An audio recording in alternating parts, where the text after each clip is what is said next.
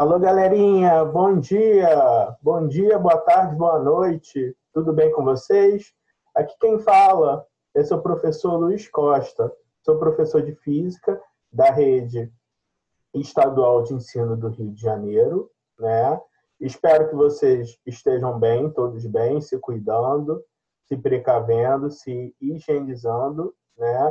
Se Deus quiser, essa parte, esse momento negro que a gente está passando, esse tempo sombrio, se Deus quiser, vai passar, mas é importante a gente seguir aí as recomendações das autoridades públicas, principalmente da OMS, e se Deus quiser, isso vai passar, tá bom, gente? Mas, por enquanto, as nossas aulas, né, são nessa modalidade aí online, à distância, através das nossas videoaulas, através de nossos encontros nos diversos aplicativos de conferência, tá bom, gente?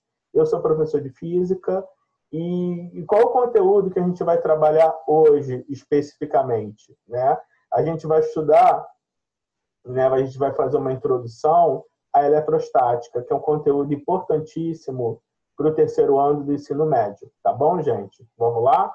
Aqui está meu contato, meu e-mail para qualquer dúvida, né, acerca da possíveis dúvidas, né, acerca da nossa aula de hoje e das aulas futuras, tá?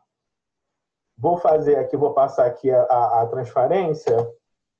Então, qual vai ser o roteiro da nossa aula? Vou fazer um breve histórico acerca da eletricidade, da sua evolução. Depois a gente vai focar na parte de corrente elétrica e constituição da matéria. Beleza? E, finalmente, a gente vai estudar o princípio da ação e repulsão que norteia todos os fenômenos elétricos. Beleza, gente? Vamos lá? Vamos que vamos? Então, como é que vai se constituir a nossa linha de tempo, né? Os primeiros fenômenos elétricos foram observados pelo grande filósofo e matemático Tales de Mileto. Isso 600 anos antes de Cristo, conforme está aí a transparência. O que ele observou? Ele observou o seguinte, galera. Ele tinha o âmbar, que era uma pequena pedra amarelada, um fóssil. E ele observou o seguinte, ele pegava esse âmbar e atritava, esfregava, friccionava com pele de animal. Tá? Ele pegava esse âmbar, esfregava com pedaço de pele de animal, né? E o que ele observava depois dessa ação? E quando ele pegava o âmbar, essa pedra, e aproximava de pequenos corpos leves, tipo pedaços de palha, pedaços de pena de ave, o que ele observava? Que o âmbar atraía esses pequenos corpos leves. Então, ele ficou curioso, né? Ele ficou curioso e ele, né, tentou entender, assim como outros, né, filósofos e cientistas da época, o que estava acontecendo. Beleza, gente? No século XVII, né, a gente vai abordar desde o século XVII até os dias atuais, né? Houve, assim, o impulsionamento dos estudos da eletricidade, né? Através da descoberta das ações de repulsão elétrica também e da invenção do gerador de fricção. Beleza? No século XVIII, a gente teve contribuições de grandes cientistas, de grandes físicos, químicos, filósofos, como Benjamin Franklin, né, que ele veio com as expressões com dois tipos de eletricidade. Eletricidade positiva e eletricidade negativa, que é o que norteia, né, como eu falei no slide anterior, os princípios, né, da eletricidade, ou melhor, do eletromagnetismo. Né, eletromagnetismo, que termo é esse? A gente vai ver já já. Tá? Coulomb, né, que formulou experimentalmente a lei de Coulomb, que a gente vai estudar nas aulas posteriores também. Né? A lei de Coulomb serve para calcular, quantificar interações elétricas. E Alessandro Volta, que contribuiu, né, fez a sua pesquisa sobre as pilhas. Beleza, gente? No século XIX, a gente teve a contribuição do John Daniel, que aperfeiçoou ainda os estudos do Alessandro Volta, o Hans Ørsted, que deu uma contribuição importantíssima, ele que foi ele foi o responsável, né, pela unificação das coisas, né? Então aí ele observou, através de um experimento que eu vou falar já já, tá? A associação entre corrente elétrica, eletricidade, né? Corrente elétrica é o quê, gente? E também é um conceito que a gente vai ver posteriormente. É carga e movimento. Movimento ordenado de elétrons livres. Beleza, gente? Dentro, por exemplo, de um fio. Tranquilo? Então, ele percebeu a associação entre eletricidade e magnetismo. André Ampère contribuiu também de uma certa forma contundente para os trabalhos de eletroquímica. Tranquilo? Século XX, o que acontece? Existe, de fato, a consolidação do eletromagnetismo, né? Reforçando, né, a teoria, né, experimento observado por Hans Ørsted no século XIX. Beleza? E a partir dessa consolidação de fato é que houve, que propiciou a construção de máquinas e motores que revolucionaram aí nosso estilo de vida. Tranquilo? Vamos que vamos? Então, a unificação das coisas foi o quê? Foi a junção da eletricidade e o magnetismo. Ou seja, né, os dois fenômenos acontecem ao mesmo tempo. Tá? Por efeitos didáticos, a gente estuda eletricidade num determinado momento, beleza? E no momento posterior, a gente estuda o magnetismo. Mas, na realidade, eletricidade e magnetismo é uma coisa só. Por isso que a gente chama de eletromagnetismo. Você fala em eletricidade e fenômenos elétricos, vem acompanhado de fenômenos magnéticos. Tá? Uma coisa não vive sem a outra.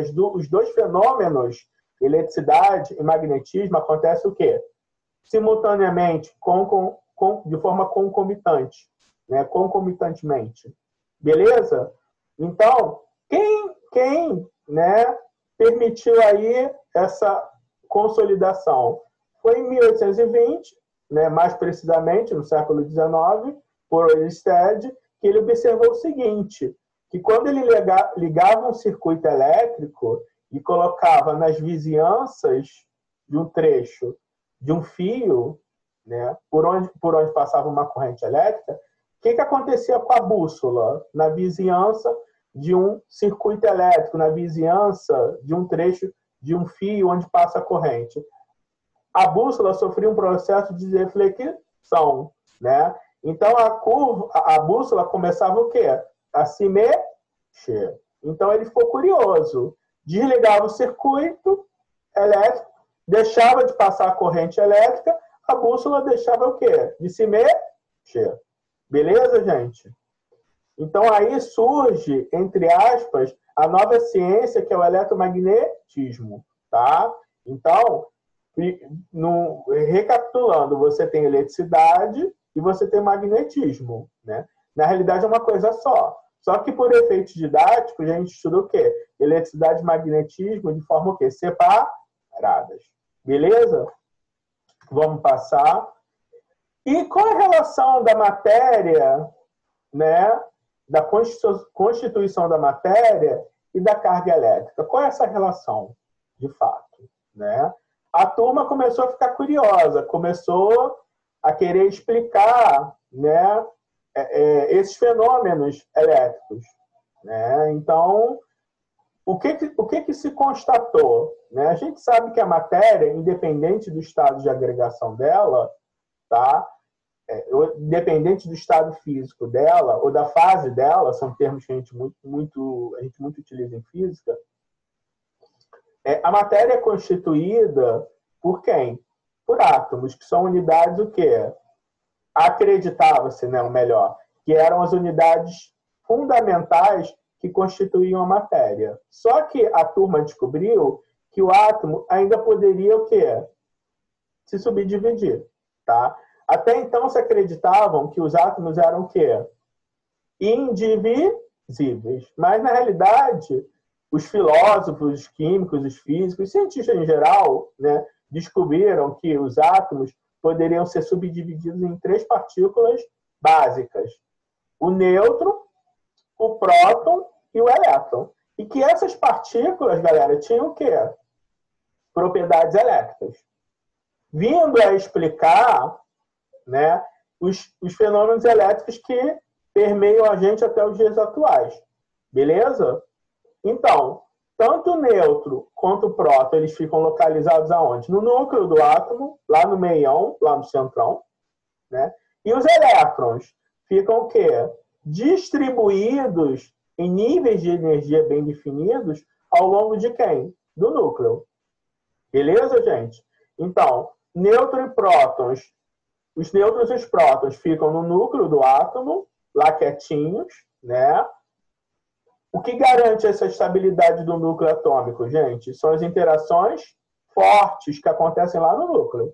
Beleza? E os elétrons ficam distribuídos aonde? Na eletrosfera, em níveis, em camadas energéticas do quê? Bem definidas. O que a galera constatou? O nêutron não tem carga elétrica nula. O próton, ele tem carga elétrica positiva, beleza? E o elétron tem carga elétrica o quê? Negativa. Então, nêutron, carga elétrica nula. O próton, carga elétrica positiva. E o elétron, carga elétrica negativa. Beleza? Bom, e qual é o conceito de um corpo neutro, eletricamente neutro? Tá? Significa o quê? Que o número de prótons e o número de elétrons são o quê? São iguais. Tá? O número de cargas positivas é o mesmo que o número de cargas negativas. Então, de novo, um corpo neutro significa que o número de prótons e o número de elétrons são iguais. Quantitativo de cargas positivas e negativas são iguais, são equivalentes. O que é um corpo? O que é um material eletrizado ou carregado positivamente? É o corpo, galera, em que existe o quê? Uma falta de quê? De elétrons, tá? Ou seja, o número de prótons, o número de cargas positivas é maior do que o número de cargas negativas. É maior do que o número de elétrons. Beleza? Então, de novo, o material, o corpo eletrizado ou carregado positivamente, significa o quê? Que o número de prótons é superior ao número de elétrons. Você tem mais carga positiva do que carga negativa. E o que é o corpo carregado ou eletrizado negativamente, galera? O corpo carregado ou eletrizado negativamente significa que há um excesso de elétrons nele. Há um excesso de cargas negativas nele. Beleza? Ou seja, o número de prótons é inferior ao número de elétrons. O número de cargas positivas é inferior ao número de cargas negativas. Beleza? Então, você tem mais elétron do que o quê? Do que prótons. Beleza? O que é importante a gente destacar aqui, galera? Na realidade, que norteia tudo aí é o princípio da conservação da carga. A carga, tá? Ela não some nem é criada. Tá? Ela apenas o quê? Se transfere de um material para outro. Beleza? Ou seja, o somatório líquido da carga, né, pelo princípio da conservação da carga, é sempre a mesma. Tá? Beleza? Então, assim, não existe carga criada ou carga sumida, digamos assim, a grosso modo. Tranquilo? Então, ainda dentro desse princípio da carga elétrica e constituição da matéria, a gente percebe o quê? A gente verifica a presença de carga elétrica através de forças atrativas e repulsivas entre as mesmas. Beleza? Por exemplo, um próton é uma carga positiva, tá? Um elétron é uma carga negativa. Eles, por exemplo, vão vai aparecer neles interações elétricas. Ou com próton em próton, ou com elétron com elétron. Beleza?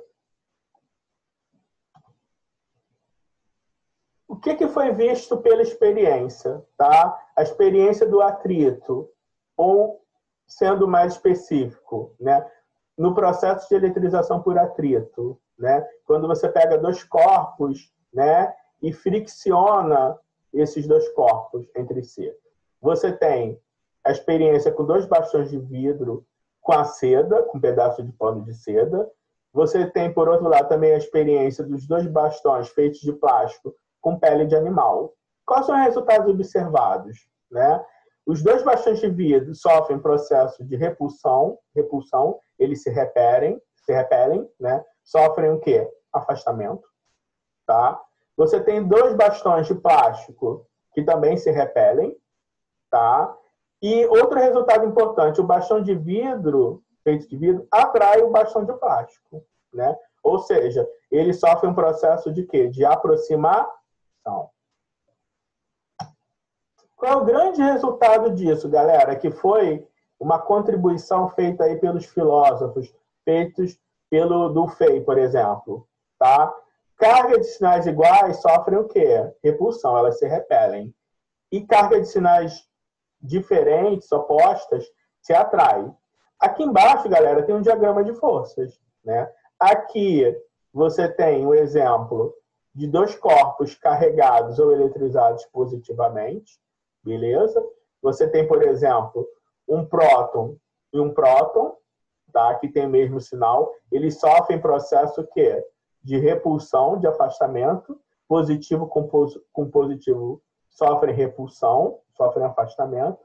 Aqui no meu canto, né, de quem vê da tela, do meu lado esquerdo, você tem um corpo carregado positivamente, em azul, e um corpo carregado negativamente, vermelho. Sinais diferentes, sinais opostos. Então, eles sofrem o quê? Interação elétrica de atração. Eles se aproximam.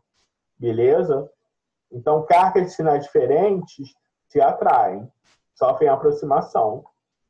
Aqui no meu canto direito, você tem exemplo de dois corpos carregados negativamente, eletrizados negativamente. Beleza? Então, mesmo efeito lá de cima, eles sofrem o quê? Uma repulsão. Eles sofrem o quê? Forças repulsivas. Tendem a se afastar. Tranquilo? Então, esse é o princípio fundamental que norteia, galera, toda a questão da eletricidade. Beleza? Vamos passar para o próximo slide. E quais são os tipos de materiais que a gente encontra no nosso dia a dia, no nosso cotidiano? Você tem, basicamente, materiais condutores e materiais isolantes, ou também, isolante é sinônimo para dielétrico. Quais são os materiais condutores que a gente encontra no nosso dia a dia? Os metais em geral, as soluções iônicas, por exemplo, a água da bica misturada com sal de cozinha, com cloreto de sódio, forma uma solução iônica, beleza? E os isolantes ou dielétricos, tipo alão, vidro, plástico, madeira, borracha. Qual é a característica, o que diferencia os condutores dos isolantes, de materiais isolantes? Os condutores, eles são, que normalmente eu falo nas minhas aulas, são materiais ricos em chamados de elétrons livres. Então, os condutores têm muitos elétrons livres. Eles são bons condutores de eletricidade. Vocês já viram, galera, uma linha de transmissão aí na rua, na subestação da sua cidade? Da Light, por exemplo? Vocês já viram? Né? Você tem as torres, né? As linhas de transmissão em si são feitas de quê? De materiais metálicos. Não é por acaso. Por quê? Os materiais metálicos são ideais para quê? Para transmitir o quê? Energia elétrica, para conduzir energia elétrica. Ali naquelas linhas de transmissão, galera, tá cheio de quê? De elétrons livres. Tá? Porque, na realidade, quem se move são os elétrons. São os núcleos, são os prótons. Não, por quê? Os prótons estão lá quietinhos lá no núcleo, junto com os nêutrons. Beleza? Os isolantes é o efeito contrário. Os isolantes, eles servem para conduzir eletricidade? Não. Eles são muito pobres nos chamados elétrons livres. Eles têm pouquíssimos elétrons livres. Por isso, tá? Por isso que eles não servem para conduzir eletricidade, tá? O fio dos eletrodomésticos da nossa casa, né? Os fios normalmente são feitos de quê? De cobre. Cobre é o quê, galera? Metal, né? Então, metal, ele é ideal para conduzir o quê?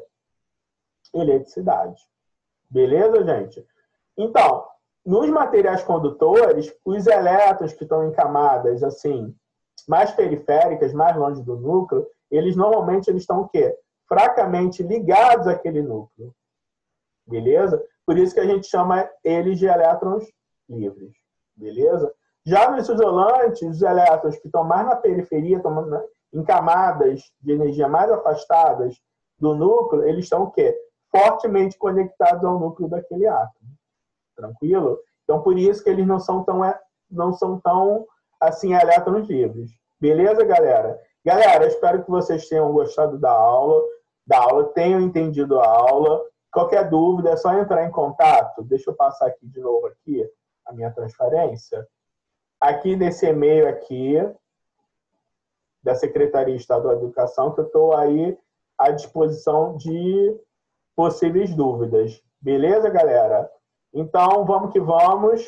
Vou publicar essa aula nas grandes mídias sociais, né, para, né, ajudar a galerinha que às vezes tem uma dificuldade em acessar determinados meios. Beleza, gente? Fiquem com Deus. Até uma próxima, galera.